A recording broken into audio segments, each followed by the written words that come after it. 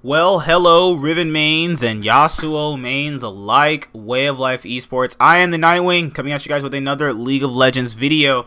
I have two more regional qualifiers to talk about, LCK and LPL. Oh my gosh.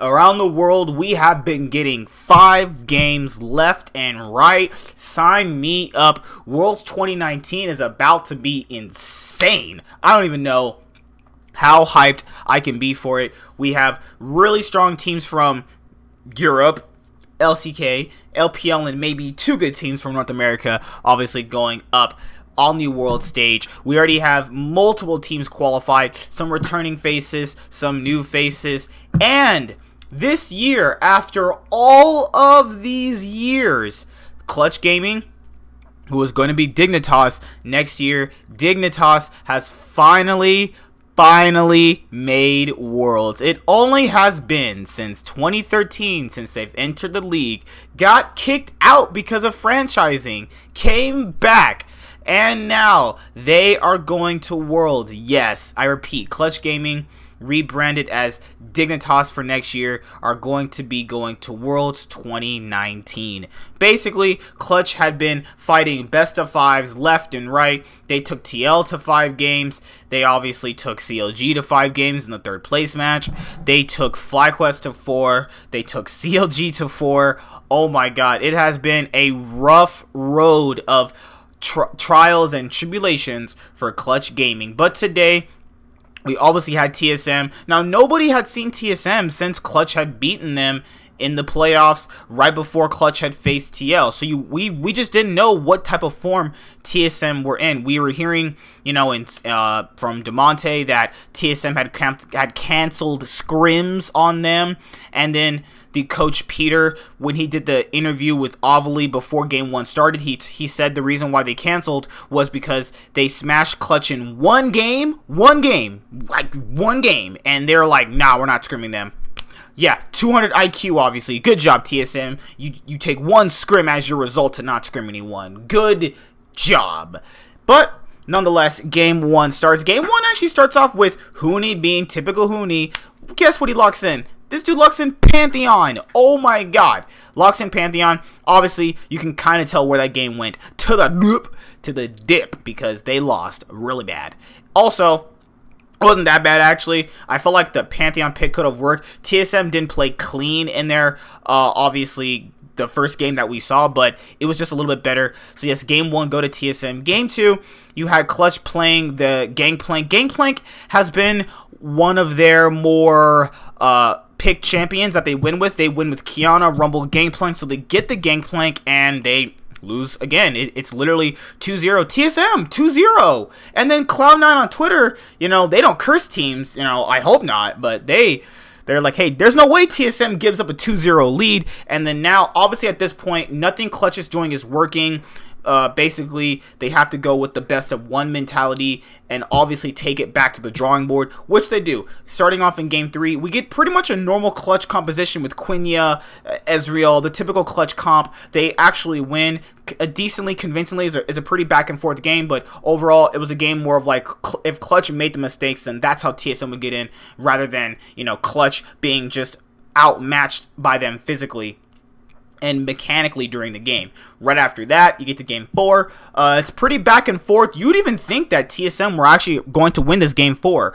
I thought initially going in with the picks TSM have, going into their game 4, they would have actually had the upper hand. They had the better composition at the end of the day, but that really didn't matter because Clutch were able to out-team fight them. TSM ended up going for a Baron play. Spica gets too low. Cody Shun. Yeah, he was Cody Shun last year. Cody Sun obviously poke Spica down enough to the point where he obviously gets killed by the Skarner. Obviously, Lyra just rushes in on him and, gets the Q. Spica doesn't have a QSF at that point, and then obviously Spica gets taken out. Clutch get the Baron. There's a team fight around the mid lane outer turret, and then obviously it goes Clutch's way, and then it all goes to Game 5. Cue up the silver scrapes. It's time for Game 5.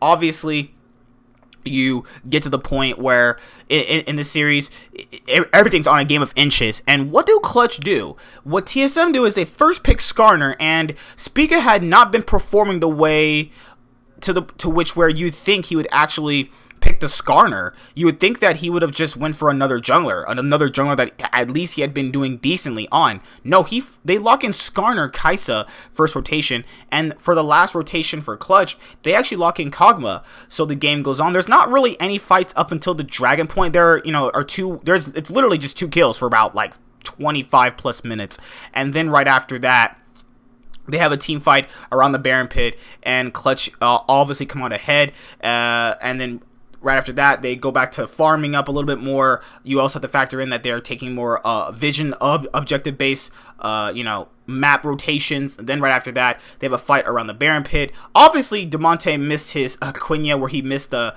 back, the Quenya ult, where he was able to knock them back. He didn't do that properly, but it didn't matter because Cody-san was untouched in the back line, dealing out the damage, and obviously destroyed TSM. They take the Baron. Then right after that, Clutch ends up winning the game shortly after the Baron push. Clutch Gaming going to Worlds as the 3rd seed, knocking out TSM from going to Worlds twice in a row. TSM has not been to Worlds since 2017, and this is their 2nd year of missing it for this organization. And with that being said, that's pretty much the thoughts and opinions on the series. I'm going to give you a different level of thoughts and opinions. Now, I know people are going to be like, well, TSM played as well as you expected. A lot of people actually had them as the favorites, which I don't know what you were smoking if you had TSM as the favorites. They obviously were not playing good to a point where, people are going to be talking about Spica. It's not Spica's fault. I cannot fault him.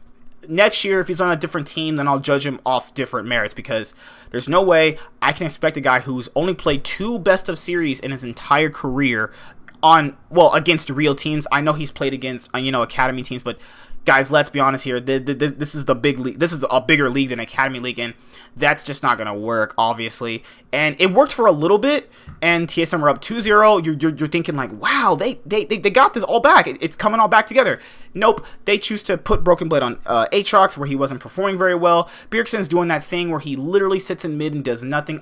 I don't know. Bjergsen loads up into game, does the exact same thing constantly. I'll have to admit, there are splits where he was outperforming, playing literally incredible, but that's not the past anymore. People need to understand he's not as good as he used to be. I don't know where people get this weird mentality of him. I don't know where people, it feels like when Bjergsen starts loading into the game, people's brains and eyes just literally shut off. They're like, no, he's actually being a good mid laner. He's playing just like Caps. He's playing just like Faker. It is what it is, right? No, he's not playing good. I don't know where people get this, where he's literally sitting in mid farming. I don't have to really, go over every single thing in depth. You can literally see it in the games. He's not doing a lot. I don't know if this was something where he wasn't agreeing with Sven, Broken Blade, Spica, Smoothie, whatever. It really doesn't matter. Sven and Smoothie played surprisingly a lot better today. I felt like they played the best they did all year long, actually, which was surprising. At this point in the split, they did play decently well in spring, but obviously that doesn't matter to right now. But they did play really well in this series, and you just saw the faces after the match was over, that they were just like, man, we honestly suck. And yeah, that's the point. I think that TSM's coordination and team play is really different. You have them going for flanks, random, flanks aren't random. It might look like it's random to a viewer, but it just feels like they have no cohesive voice, and a point where it's like, you have to go at a certain point where you're making the decisive calls. They don't really have that. And, I don't know what's the point of getting a shot caller if, you obviously don't use him. That's just, I don't know how that even close to works. But yeah, you have TSM going through a lot of, hiccups with their roster. Obviously, Clutch has been pretty much on fire since their game 5s against TL. I think that's just the best thing that you can obviously offer. And then you have the next 3rd seed for North America. So Yeah, overall pretty good. Best of 5 from both sides. You think that, TSM could obviously overcome their obstacle. I just don't think that they've really improved on much, and I don't think that canceling scrims against Clutch, the team that was the best in the regional qualifier, really gave faith into the TSM fans that they really had actually improved. Though Clutch were 2-0 down, the team remained resilient before facing TSM. They had won 2 best of 5 series in a row as they ascended through the regional qualifier. Unlike TSM, Clutch had a difficult start to the year after ending 9th in spring split and struggling throughout a majority of the summer split, which they were constantly labeled as underdogs. Though the summer playoffs, however, they brought to Team Liquid and CLG to 5 games and narrowly losing to both, securing a spot at Worlds, a much-deserved reward. Not only will this be Clutch's first trip to Worlds, it will be a first for Demonte, Lyra, and Vulcan. And Worlds play-in stage will compete in beginning October 2nd, the team will compete in the play-in stage at the World Championship for the World Championship title. Okay, so it's pretty much like 3 weeks until we get any more league action. It's gonna be kind of boring without any league action, but it gives me time to kind of give some thoughts and opinions on a lot of things heading into Worlds. Obviously, I'm going to be doing a top 20 players to watch at Worlds. Oh, it's gonna be so lit. Group stage power rankings, group stage draw reactions. Oh, there's so much great content coming, as you guys know, and there's a lot of wrong with TSM this year. I mean, I'm gonna give another video about TSM and their failures for this year, but yeah. I don't know if Bjergsen's leaving TSM, but all I know right now is that we have a new Gauntlet King, and that is Dignitas. Clutch Gaming is into his house. Alright, see you guys later. Like, comment, subscribe. Most of all, enjoy. I'm the Nightwing. Wave of Esports is signing out. Good job, Clutch. You get your reverse sweep, and oh my god, it ever felt oh so good. Peace out. Bye. Have a good weekend. Have a good week starting, guys. Peace. Hi there, guys. Be sure to like and subscribe to the channel for more stuff. Yeah, thank you.